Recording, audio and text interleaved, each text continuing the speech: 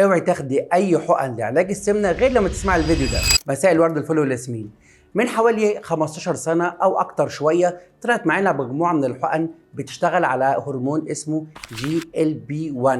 الهرمون ده في المعده بيساعد عندنا على او بيحفز افراز الانسولين لما تبداي تاكلي او تحسي بالجوع. فبدات حقن تشتغل على الهرمون ده بحيث ان انا اقلل افراز الانسولين عشان ما نحرقش الاكل، عشان ما نجوعش، يعني شغلانه كده متعلقه بالهرمونز. كان بيستخدم لعلاج دايابيتس تايب 2 اللي هو السكري من النوع الثاني.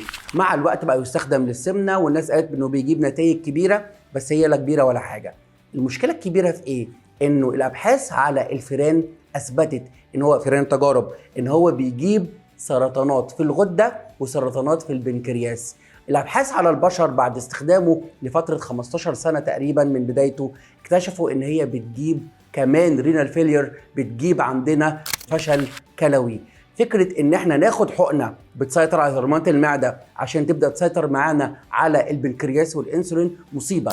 الشركات نفسها بتقول لك لو العيله عندك فيها هيستوري لتيومرز وما قالتش لا بيناين ولا مالجننت، ما قالتش حميد او خبيث، ما تاخديش الحقن دي. بالتبعيه هو بيقول لك احنا فعليا بنجيب اورام.